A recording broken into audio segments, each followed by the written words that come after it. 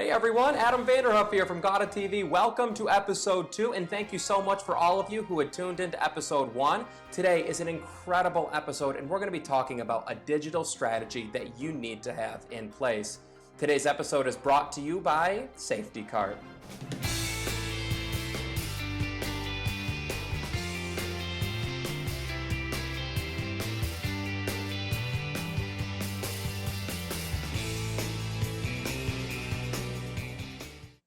It's more important than ever that we have a strong digital strategy as we're already in the midst of 2021.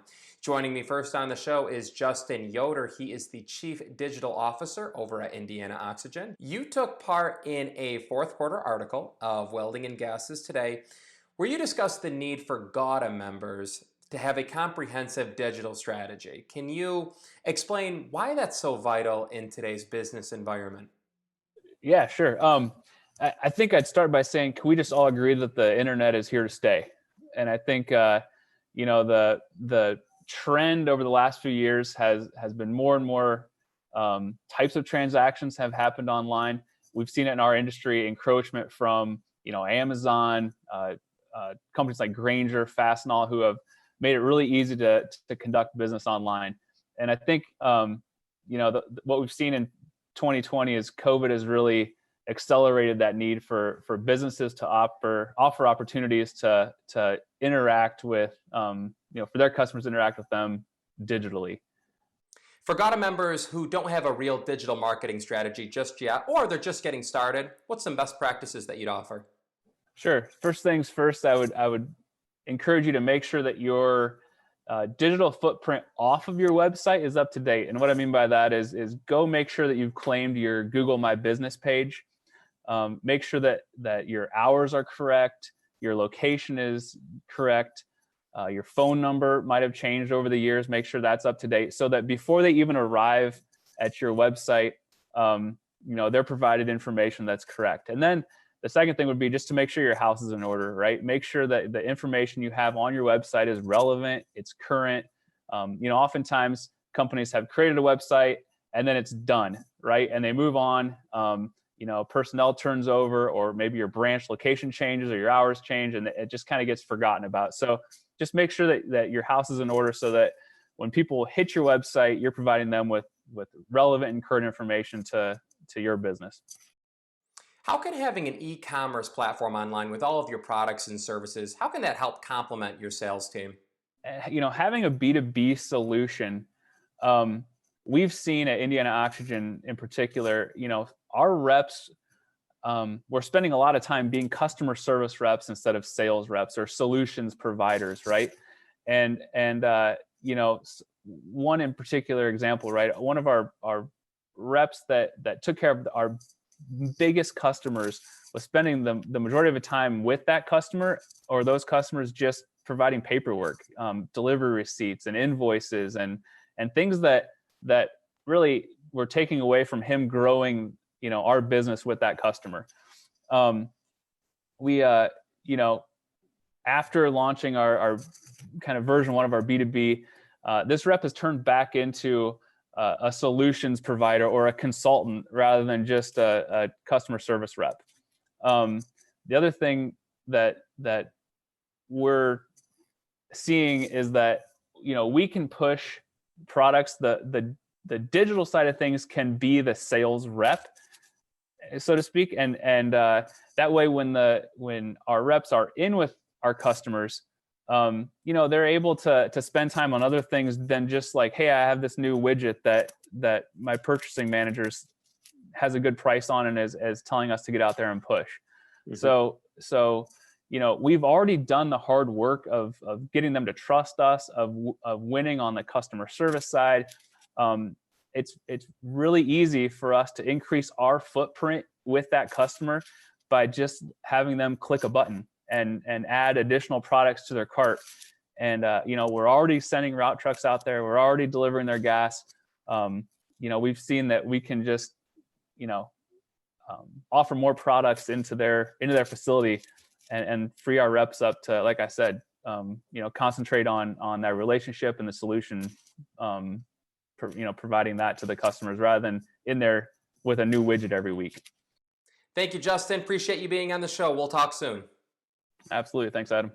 Want to turn over and sell supplies that are sitting in your warehouse? Add on Prism's web store to your existing website that is easy to set up at a fraction of the cost. Simple navigation like Amazon means less clicks and more dollars without having to ever pick up the phone. Customer-specific pricing, automated email alerts to keep customers coming back, and advertising complimentary products based on existing purchases will drive more sales. Don't forget, Prism also offers end-to-end welding supply software. Reach out to Andrew and Derek at Prism Visual Software. Joining me now is Frank Kasnick. He's the president and CEO of IWDC. Frank, thanks for being part of the show. Thank you, Adam. Frank, kicking things off today, do you mind just diving right into what a PIM system is? For sure. Well, first of all, PIM stands for Product Information Management System. And really what's driving this is the digital strategies our members are pursuing to serve their customers online and the content they need. And at the end of the day, when you go after that digital strategy and you're involved, like these independent distributors are with gases and welding, with thousands of products, you need something to organize that product content and make sure it flows effectively into your digital uses. And really to do that effectively, you need a PIM capability. We're choosing to do that on behalf of our membership as a co-op to build that PIM and feed their digital needs. And why is the IWDC taking on that initiative? Well, we have a strategic planning process that involves our members. We have a board of directors, and 2 years ago, through a strategic planning process, we identified the digital needs and how to support our members.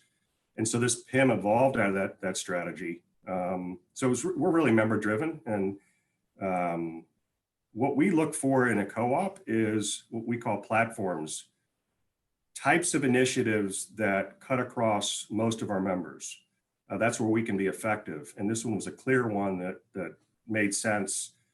It's very expensive to take on all the labor required to collect all this data, keep it organized, keep it correct, get images, et cetera, et cetera. And so it's a natural thing to try to do centrally. So it came out of a strategic planning process is why we're involved in this. And will this be able to integrate with a member company's existing e-commerce website? Yeah, let me back up a second and I'll get to that question and talk about how does this work maybe, and then I'll go to how does it connect. Yeah.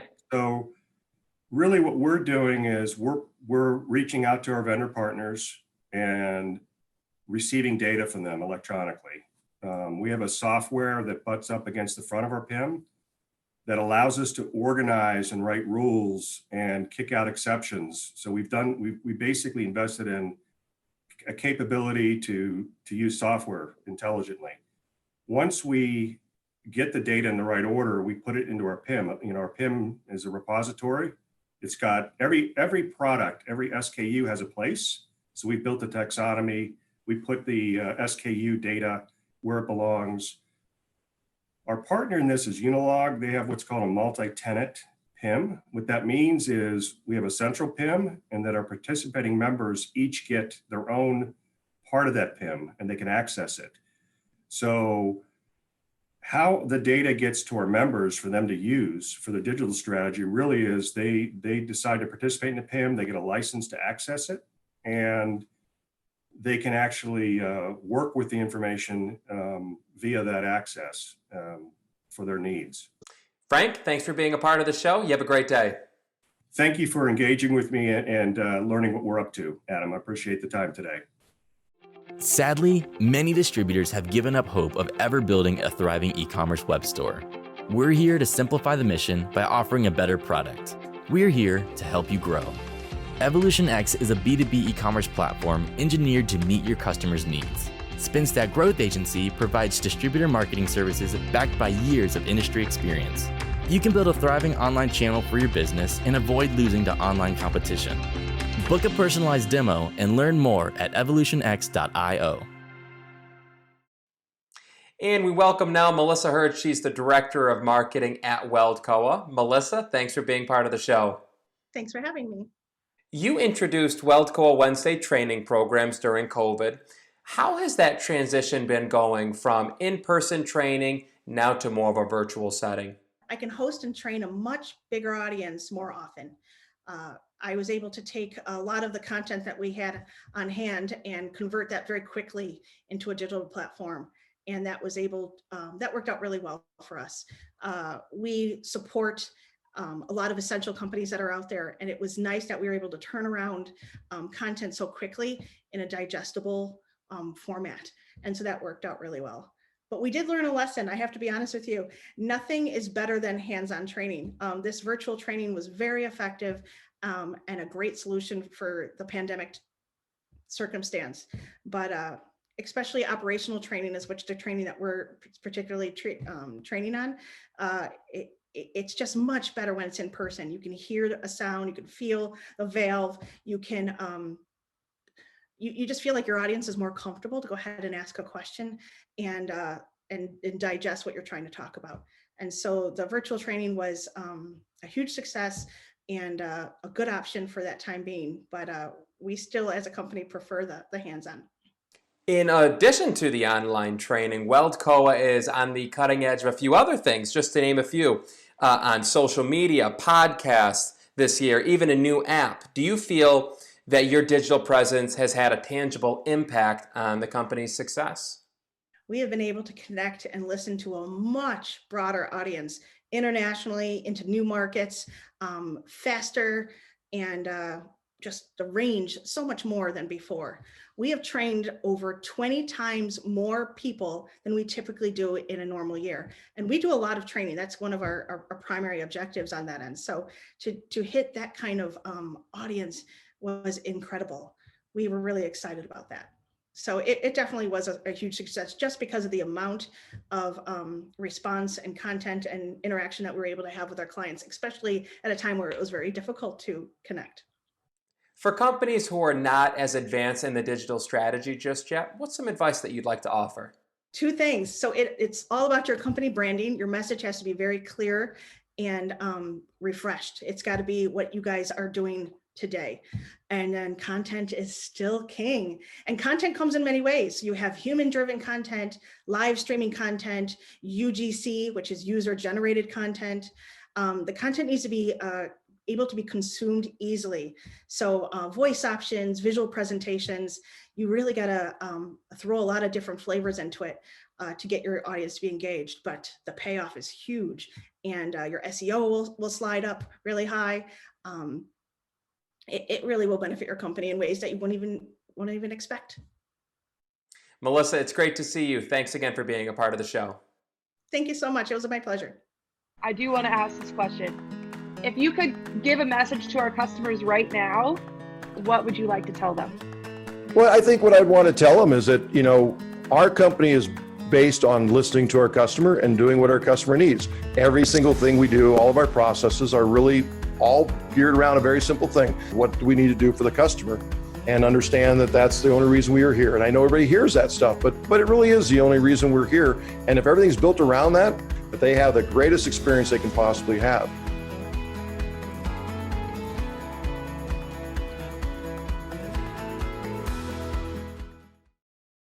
And welcoming back to the show is Rick Schweitzer. He is General Counsel and Government Affairs here at GAWDA. Rick, great to see you. Thanks again for being a part of the show. Thanks, great to be here. So with the successful introduction of a few different COVID vaccines through the warp speed, a lot of employers are asking if they can require their employees to be vaccinated before returning to work.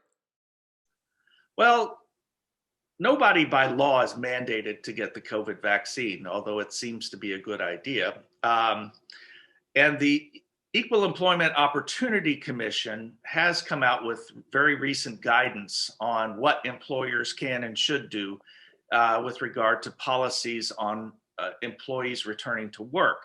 They have indicated that it is legal for an employer to require a COVID vaccine before an employee can return to work. There are some caveats, however. Under existing disability law, people who have sincerely held religious objections need to be exempt from this. And employees with disabilities might well have to be accommodated as well under the Americans with Disabilities Act. Now, the ADA applies to companies with 15 or more employees. State laws also typically have state ADA requirements that might apply to a different employee level threshold. So you'd have to check with both your federal and state law. But you can require proof of the vaccine. What you can't do is make inquiries as to ADA protected disabilities unless those inquiries are job related and consistent with business necessity.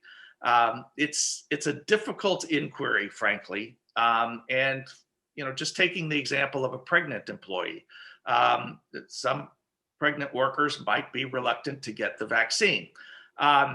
And pregnancy itself is not a protected disability under the ADA. So you could require even pregnant workers to get the vaccine in order to return to work. As a company policy, however, you might not want to.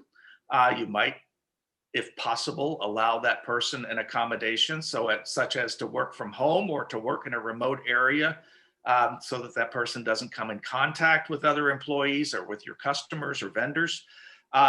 And you have to be careful about the inquiries that you make with employees about why they might be reluctant to get a vaccine or why they refuse to get a vaccine. Again, the inquiries with regard to certain disabilities that are protected under the ADA have to be job related and consistent with business necessity. Rick, great insight onto that. Thanks again for being a part of the show. We'll see you soon. My pleasure. Thanks.